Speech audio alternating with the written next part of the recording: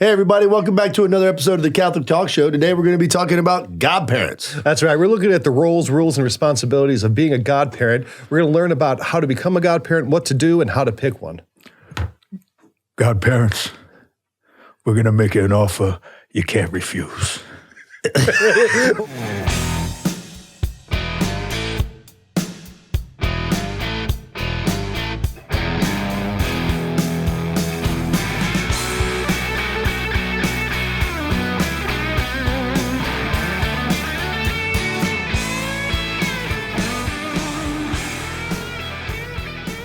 All right. That's quite an intro there. Yeah, I feel pretty good about that. Not good. But what you shouldn't feel good about is if you're choosing godparents that are not living the faith. You should not feel good about that. It's not an honorary title, right? You aren't like making like unions with the family. You know what I mean? Like you gotta choose someone that's living the faith. You know, Practicing. It's a practice, you know, and it's not an honorary thing. You don't just, oh, you're my girlfriend, you're my friend, or whatever. I'm gonna have you be a part of my child's life because I love you and blah blah. It's not a Valentine. That's not it. That's not it. A lot of people. Well, so number one, we can get into the distinction between the Godfather and being a godfather. But you're right. A lot of people do look at this almost as like a maid of honor or a best man for their kid, right? And that's not the intention of it. It's a whole much bigger thing than the spiritual component of it. It's much more important than any sort of, award that you're kind of getting for being It's a responsibility. Yeah. So we'll get into that a little bit. But before we do, why don't we tell everyone how to subscribe? It's an excellent idea. It's pretty simple. Just look right below this little screen you got. You got a thumbs up and you got a subscribe button. Don't go any further. Right now, hit that subscribe button. God, Dad. Boom, boom. Done. Just like that. That's how it's done. So let's get into it, actually. So what is, in the Catholic Church and in Christian tradition, what is a godfather, godmother, godparent? What is their role? What do they do, Father? No, I think when it comes to identity questions and catechesis, between the Catechism of the Catholic Church and canon law, these are the resources in the church that you want to turn to for identity questions like this. So a good way to look into the role of a godparent or a sponsor to go to Canon 872, which states, insofar as possible, a person to be baptized is to be given a sponsor who assists an adult in Christian initiation or together with the parents presents an infant for baptism. A sponsor also helps the baptized person to lead a Christian life in keeping with baptism and to fulfill faithfully the obligations inherent in it. There you go. And I think that's right there, to help them lead a Christian life and keep the obligations inherent in it. That's the main and most important role of a godparent. Now, a lot of churches, including, here, the obligation is that you have to have one godparent that has a letter of good standing or suitability to be a godparent, which means you need a form from your parish that indicates you are a practicing Catholic. And how do we know that? One, that you're registered in your parish. Two, that you're contributing, that you're participating, whether that's time, talent, or treasure, or all three. It showcases that you are involved in the church. So we can recognize in the database, yes, this person is active. Now, it's an easy process. We populate it. And we send it out on the behalf of the godparent that, yes, this is a good candidate for a godparent. Now, we do have the practice where it's relaxed in the case where there's a second godparent. Maybe they are not practicing or it's something along those lines. Like I really have my heart set on my brother being a godparent, but he doesn't go to church. These are cases where, pastorally speaking, it's recommendable to say, look for someone that is living the faith that can uphold the spiritual responsibility of fulfilling what this canon is talking about. So even if you do have permission to have somebody else stand in as a godparent that may not be practicing, the best thing to do is have someone that's living the Christian life. It's funny that you mentioned that. So I was going to be the godparent for my niece. I'm a godparent to a lot of kids, basically. And for my niece, and this had happened a little bit after I had moved, and I hadn't registered at the new parish yet.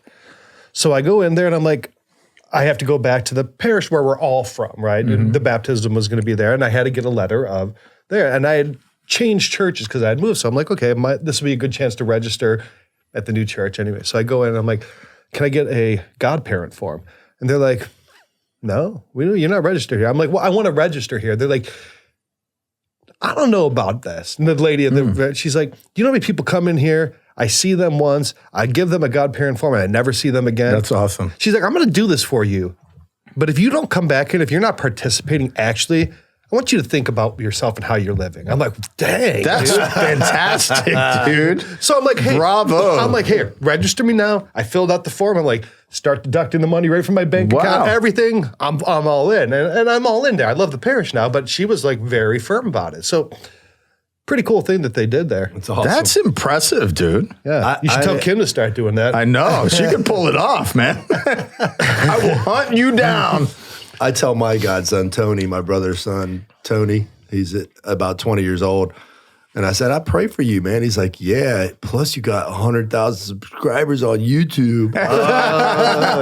Just watch the videos, man. Just watch the video. We have 100,001 right now because you just click subscribe. No, we're pushing 200,000. Yeah, By the that's time we have this incredible. video, might be at 200,000. That's amazing. So that's one of the so I think in the greater context, who can be a godparent is the question, right? Yeah. And like you said, it has to be at least one. That's the rule. You have to have at least one. You can have two, but at least one of them, they have to be a practicing Catholic in good standing, which means they're practicing the faith, they've baptized, they've received at least communion. They don't have to be confirmed, but they had to have at least received communion. Now, well, here's the thing though. Like, so my daughter is somebody's godparent, and she became the godparent at 16 before she was confirmed. So she was put on the baptismal certificate as a provisional godparent until her confirmation happened later that year. Then she became officially on the birth certificate. Wow. Do you guys know who your godparents are? That's a sore spot for me. Really? Is it really? Yeah, because you godparents, and I'm so into my faith, and I think it's important. And my godparents are my great uncle, nice guy. Yeah. Barely ever talk to him. He's a real quiet guy, but I like him. He's a really great guy. And his ex-wife, who got divorced, who I haven't seen since I was like 3 years old. So I'm a godchild orphan. You're an orphan. Aunt Lois, I know it's been a while. You've been away from the family. If you hear this for any reason, give me a call. Just be like, hey, because I haven't talked to my godmother since I was 4. So That's painful. Like I'm trying to think. I think my godfather got married in a Methodist church, and I was like, oh wow. yeah, because he got divorced, so they didn't get married. Yeah. I'm trying to think. I think it's my uncle Pete. You don't know who yours is? I'm going to call my mom. I'm going to call my mom Okay, too. we're calling moms right now? Yeah, I'm going to do that.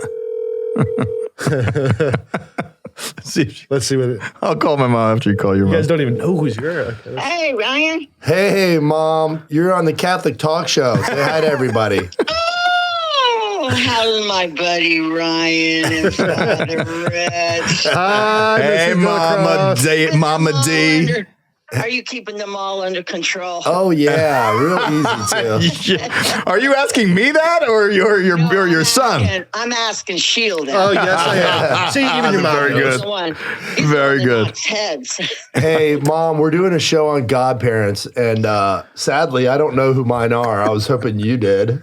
Norman Donnie Lehman. Oh, God rest their souls. That's beautiful. She was also my godparent because, I was a convert.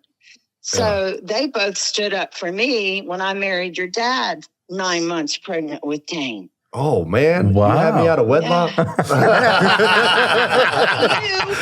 Not you. Dane. Dane. No, Mom, you got knocked up before you got married? I didn't know that. No, wait a minute. I got married in the Methodist church, and then Father Monsignor Hout. Monsignor Hott, he married us and Christ the King, but forgot to file the paperwork. When you went into seminary, don't you remember you came to me and you said, Mom, y'all are not married in the Catholic Church? I said, we sure are. So I marched right down there to Christ the King, and they pulled out the folder, and there was a little sticky on it and said, not sure they're going to make it. Oh my God. And let me tell you, I took it right to Father Hout, and he was so embarrassed and laughed, and we laughed because by then he had gone to Resurrection, and he was our pastor at Resurrection. So we had another marriage. Your dad and I were married 3 times. So were me and Kelly. So then we got married again at Resurrection, and Dane and Lola stood up for us. Oh, that's we had a little beautiful. private ceremony, and then we went out and had a reception with Father Hout, Dane, and Lola.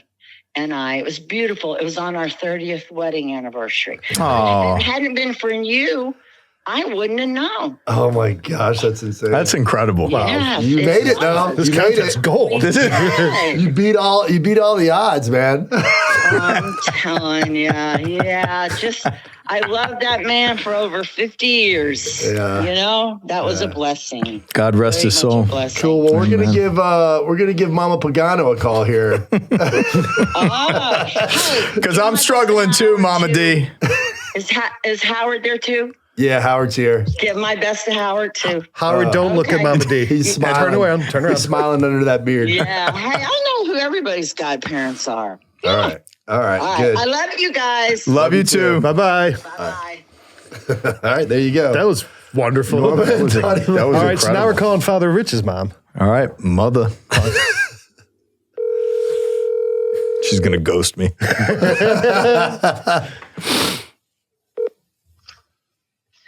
Hello, Father Richie, honey. Hello, mother dear.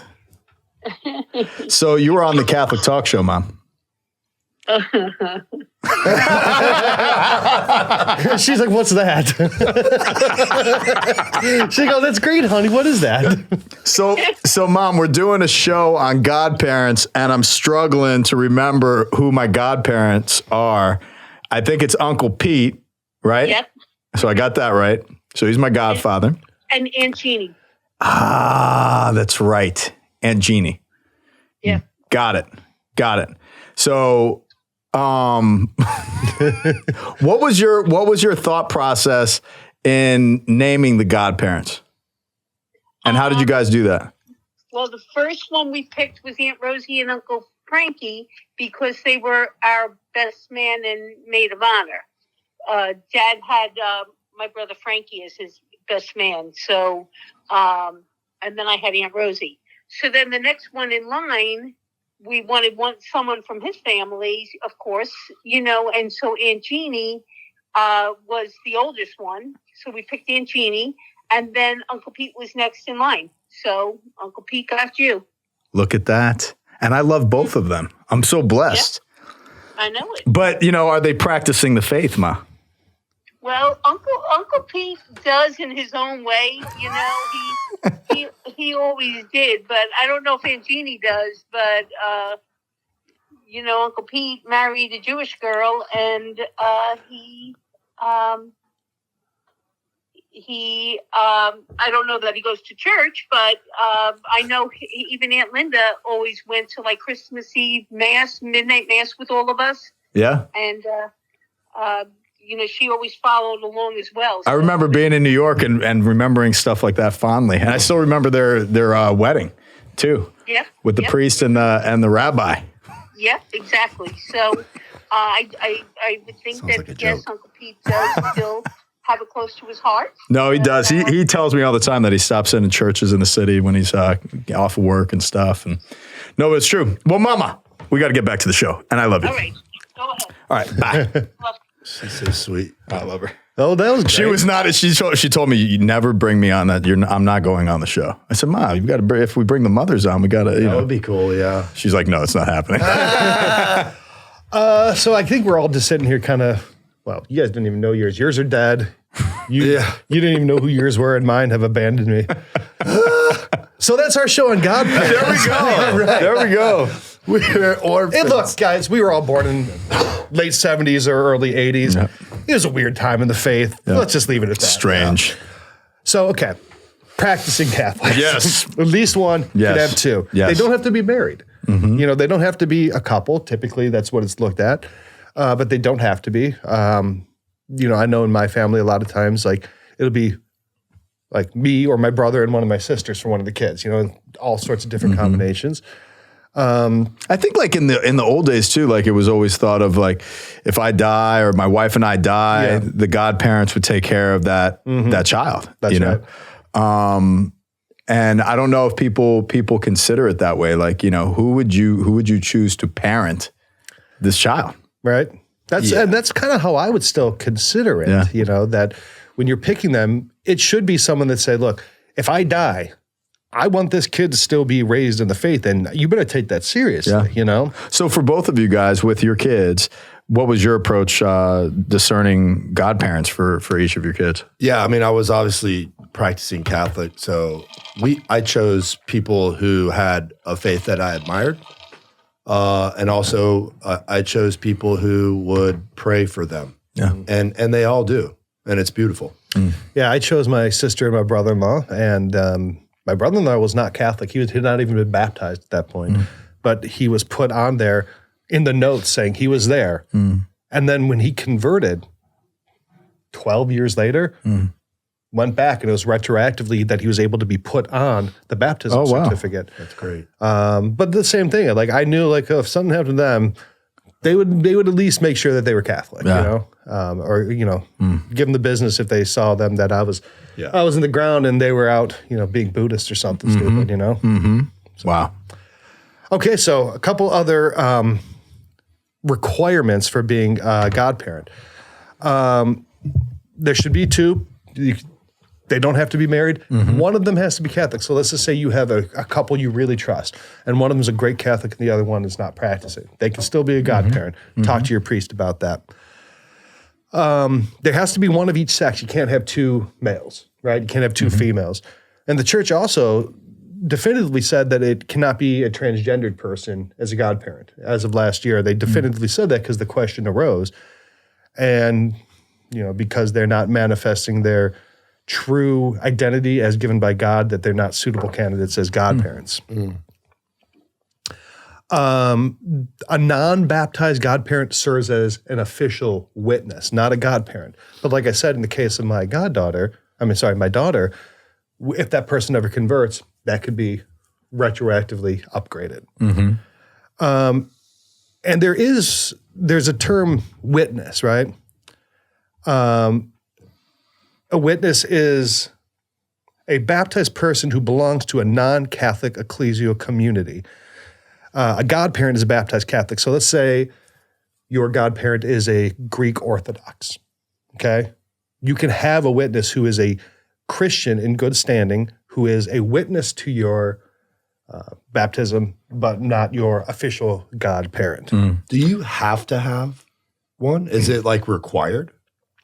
Yes. Okay. So you do have to have someone stand for you, right? Like your mom was saying, stand for you. And this goes all the way back to the Code of Justinian. Okay, so Justinian, this is the last document written by the Roman Empire in Latin, which I always think is interesting, is the Code of Justinian. And he put into the law a lot of things about godparents. A lot of the rules that we have about godparents actually goes back to Justinian. So things, for example, like a godfather can never marry his goddaughter, right? So let's just say your friends, I don't know, have a kid and you marry her 20 years or something in the future. You can never marry your goddaughter, or, you know, a woman can never marry a godson. Wow, I didn't know that. It shouldn't come up. I don't think so, but I'm sure it has. So there's rules for that. There's also, he also made the rule that, because in the early church, the role of godparent developed from the practice of infant baptism. Because, like we had talked about, an infant they don't have their own will, and they don't have their own ability to present themselves. So in the early church, you know, when they were doing the rite of the baptism, the parents would speak for the child. Augustine was actually the first to suggest that a person outside the parents could stand in as the witness or the proxy for the child in a baptism. And, Augustine, this was happening during the 4th century, so there's a lot of persecutions. What if the parents are dead? How does a baby get baptized if the parent can't speak for it? So that's where the need and the even concept of a godparent arose from, is out of the necessity of the child being baptized who needed someone to stand for them. It's like almost like custodial, And that's it. And like you said, it's very much this person has spiritual custodial rights. And works toward the welfare of that child in any respect, but has spiritual authority in relationship to that child to nurture their faith and guide them. Yep. So when you're doing a baptism, what are some of the things that you say in that rite of baptism to the godparents? So in the baptismal rite specific to godparents, after the parents are charged with the responsibility of training their children in the practice of the faith, the godparents are then questioned by the presider. Are you ready to help the parents of this child in their duty as Christian parents? So calling on the godmother, calling on the godfather to the role and responsibility of raising this child and training them in the practice of the faith is the particular response of a godparent saying that we do, I do take on this responsibility and I will fulfill it before God. So help me, God. Yeah. And I think that kind of speaks to what the Catechism says specifically about godparents.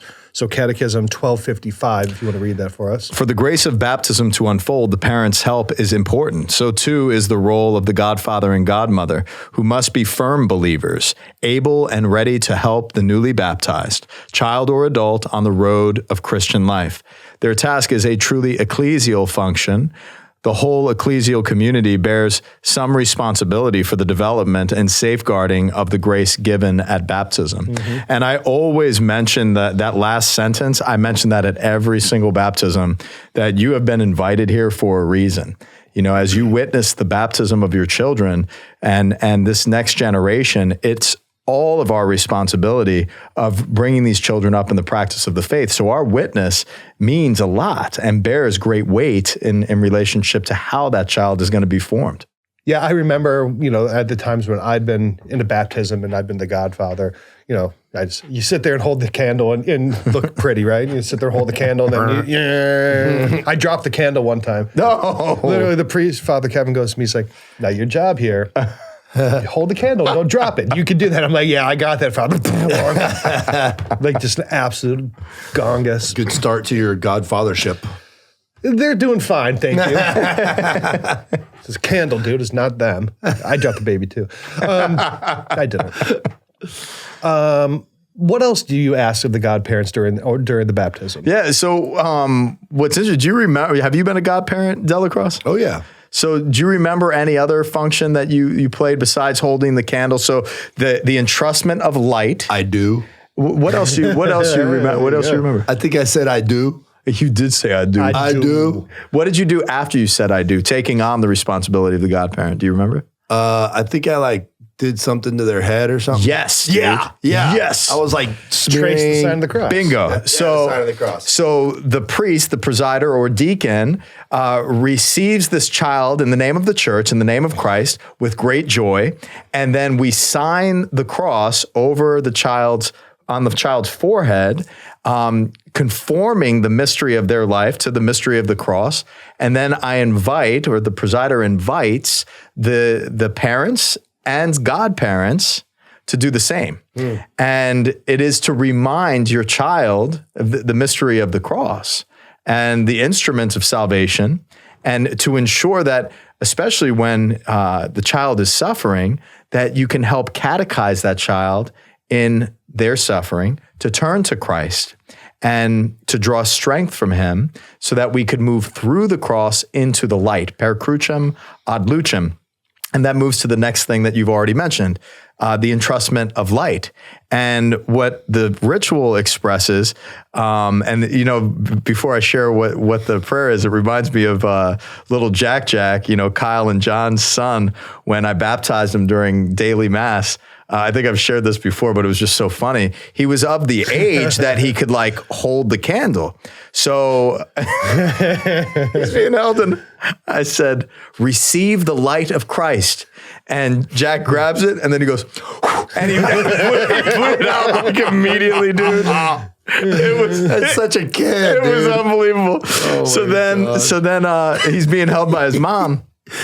So I light it again, and I said, "Receive the light of Christ and don't blow it out."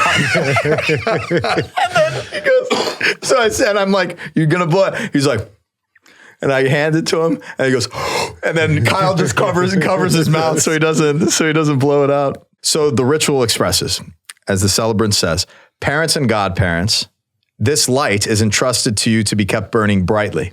This child of yours has been enlightened by Christ. He is to walk always as a child of the light. May he keep the flame of faith alive in his heart. When the Lord comes, may he go out to meet him with all the saints in the heavenly kingdom." So in that respect, it's like the flame of faith and the name as children of light that comes from the scriptures. Now these children have been enlightened by Christ, and they understand that through the cross, per crucem, ad lucem, moves to the light. And that light guides us through the darkness to go out to meet the Lord when he comes with all of the saints in the heavenly court or the heavenly kingdom. So don't drop the candles, what you're saying. Those are what's ritually appropriate to the godparents. Yep. You know, some other just practical things, like if you are chosen to be a godparent, there's some things that you should do. You know, maybe go out and get the kid a saint medal of the saint name that they're being baptized in. I think it's also always good, if the parents don't think so, or maybe if it's customary, at least for us, to go get a good holy water bottle for the baptismal water so that the kid can keep it through their whole life. That's cool, right? Yeah. Get a nice case for the baptismal candle. Like those are things that as a godparent, I think it's a good responsible thing for you to think to do those things. So if you ever get asked, at least those three things, right? Mm-hmm. You should probably do. That's pretty cool. Yeah. It is. And then other interesting things too, with your wedding dress, what are you going to do with your wedding dress after the day of your marriage? Wear it. You on your anniversary.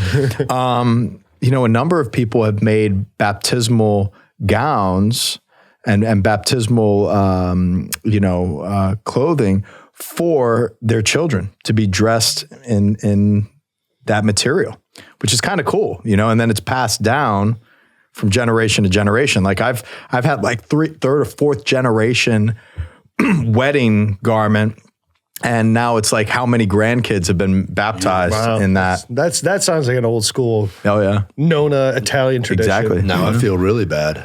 When I was preparing for the show, I was reading that in like the now I feel really bad. in like 12th, 13th century, it had gotten to the point where people were having 20 godparents, right? I mean, like particularly in Spain, you would have a baptism and they'd be like, yeah, I'm the godparent, I'm the godparent, I'm the godfather, I'm the godmother, I'm the compadre. And the daddy? Compadre and comadre, right? That's where, compadre. But yeah, 20 godparents. And then there was actually a council in the church. During the Council of Metz, they tried to specifically say only one godparent, not two, not one, but then no one listened. And I was like, no one listened to the council. So for all you people who deny Vatican II, there's hope for you. Okay? Like if you didn't have to listen to the Council of Metz on the number of godparents, do we have to listen to whatever? Probably. Wow. But then looking at the difference between a godparent for baptism and then a sponsor for confirmation, because throughout significant history of the church and within the East, baptism and confirmation and communion, the rites of initiation or the sacraments of initiation all happen at once. Mm-hmm. Now in the Latin West, confirmation and baptism have been split you can debate whether that's a good thing or not, but you don't have to have the same confirmation sponsor as your godparent, but traditionally it would have been. And for me, I do know who my confirmation sponsor is, and that's my Aunt Kathy. And the reason I chose Aunt Kathy was because we grew up in the same house when I was living with my grandparents, and she was a teenager at the time. And we had like a very tense relationship at that time. You know, she was a teenager, so she didn't want a kid running in her room. So there was always like, I was always getting yelled at by my Go in, aunt. Kathy, it's me, Father Richie. Listen to my rap rock. I'm being loud. Rap rock. And I just thought like, you know, I think this would be a great way to reconcile with my aunt. And I'm just so happy that at that point, being 8th grade and like not really paying attention, there was a couple of breakthrough moments during my confirmation year, watching the movie of Romero and Saint Valentine. I was like, that really made sense to me. Like I need to ask my Aunt Kathy, and she still checks in on me, messages me, and like, yeah, it's cool. I have no idea who my confirmation sponsor is. Yeah. Like I was confirmed, I was like 14 or 15. I was smoking a lot of weed at the time. Really? So you have no clue. I mean, my hair was down to here, and I was playing band, smoking weed, and just partying, and This is why we do need to reform the order to like a younger age. Here's the thing. Either a younger age or an older age. I really do regret when confirmation happened, because it happens at the very peak of stupidity for male boys. Yes. You know, 13 to 15, there is no dumber age for boys. That's exactly you right. Don't remember, even without weed, you don't remember much because you've got all this testosterone flooding your system. And It's true. Yeah, and you think about like a 13-year-old girl or 14-year-old girl. It's the same thing. Like, you know, that's a tough age. It's a really, really hard age. And, you know, my thought is make it earlier, you know, even if you tie it to First Holy Communion, you know, Eucharist and confirmation. Yeah. Now their baptism, their initiation is complete, and that's my thought. I think they should too. I really do think that they should be combined, because I view confirmation as the sacrament of apostolic succession, because you are being confirmed by a bishop or the bishop's authority, which shows the unity of the church, right? Because when you're looking at the rites of and the sacraments of unity of initiation, there's baptism, which brings you as an adoption, communion, which brings you in spiritual union with Christ, and then confirmation, which brings you into the church confirmed by the successor of the apostles. It makes sense to do it at baptism or older on, because right now, confirmation is really, it's like Catholic graduation, you know? And pedagogically, it is, because most of your confirmations are happening, and that's it. And that's it. It's like, okay, I've graduated church. For me, I made my confirmation in 10th grade, 15 or 16, whatever it was. I don't think I saw the inside of a church until someone died like 5 years later. Yeah. And that's just the reality of it. And, it's like, okay, cool. I don't have to do this no more. I've been to Catholic school for 8 years. I'm done. Yeah. Bad timing. Anyway. Yeah. Godparents. I think it's something that's pretty cool. It's a cool tradition of the church, and something that we can definitely start to take more seriously. So to recap, here in canon law, these are the codes for the specific requirements of being a godparent. Canon 872 to 874. So you already read 872. So Canon 873, there is to be only one male sponsor and one female sponsor, or one of each. To be permitted to take on the function, a sponsor must be designated to be by the one to be baptized by the parents or the person who takes their place, or in their absence by the pastor or minister who have the aptitude and intention to fulfill this function. So if you ever find a foundling baby, you're the one who picks the godparents. Or, if there's like a orphan, that's, the priest is the one who picks it. Have completed the 16th year of age unless the diocesan bishop has established another age, or the pastor or minister has granted an exception for a just cause. So if you find, if someone comes to you and says, hey, I really want my 15-year-old aunt or uncle.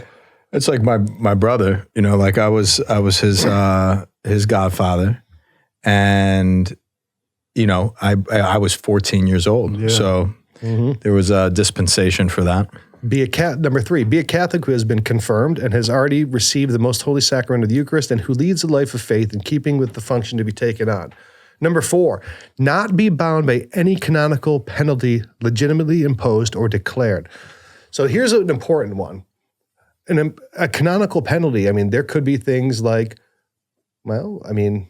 somebody who's divorced or somebody who's remarried outside of the church. They would not be an appropriate godparent.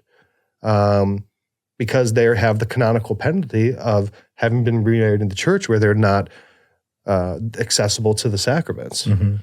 And what's the process is that you would have your marriage annulled. Mm-hmm.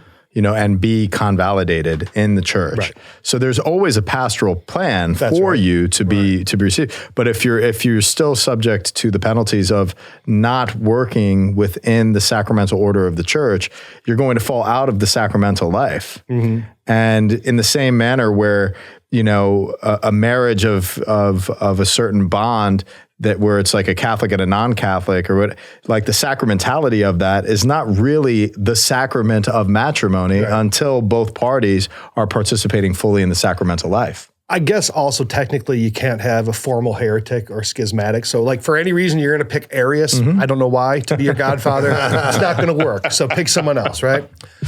Can we talk about, this isn't about baptisms, but like names. Yeah. Like let's choose names of saints. Please. Oh yeah, like look, when you have a kid, say, here's little Saint Homo Bonus, I present him for a baptism, right? That's what you're asking, right, Richie? Saint Homo Bonus, the good man. He's the patron saint of business. Don't bring me any kid named Homo Bonus. Why not? He's the patron saint Because I'm not of going to be business. able to do the baptism. I'll just pass it to the deacon. Okay, well, when you become the Bishop of Gaylord, I'm going to bring my grandson, Homo Bonus Shield. I'm like, Your Excellency Pagano, can you please baptize little Homo Bonus here? Homo Bonus Maximus. Chloe, do not participate in your father's ruminations here. Chloe, there's a little something extra for you in the inheritance. Number 5.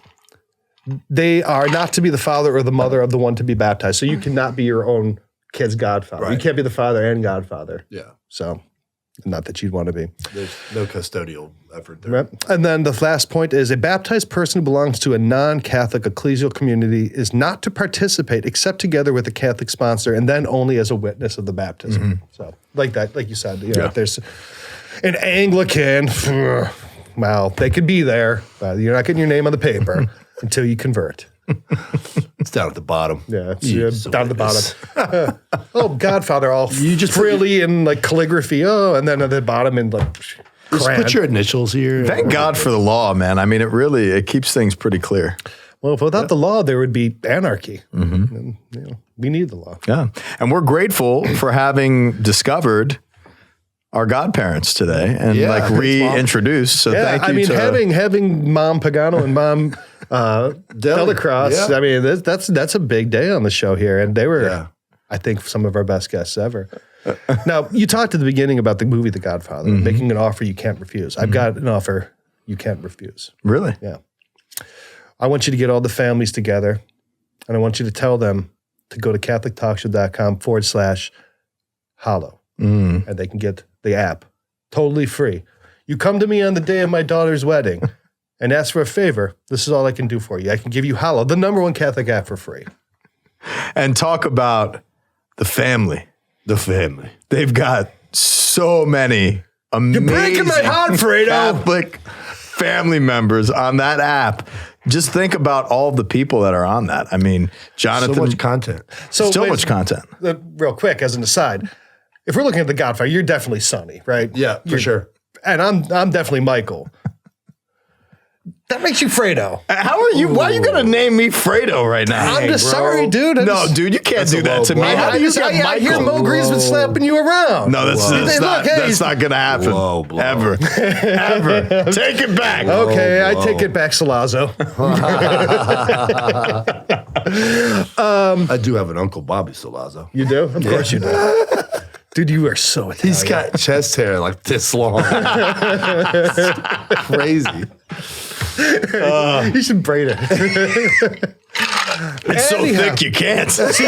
And this is why HALLOW loves us sponsoring their app and talking about it, because we present it in such a great way. But in all seriousness, HALLOW is a fantastic app. It has so many features and functions. Look, if you are a godparent and maybe you need to kind of buff back up on your faith and That's a great app to be reincorporated into the life of prayer in the Catholic Church and learn your faith and participate in just some outstanding exercises like Lectio Divina, having meditations, like sleep aids, and really just daily prayers that you can pray with some amazing Catholics that are bold in living it out. That's right. I mean, they got daily gospel, they got the rosary, they have divine mercy, they have novenas and litanies and prayer challenges. They have sacred They also music. have this really cool thing where you can prepare kids for mass. I don't know if you guys saw that.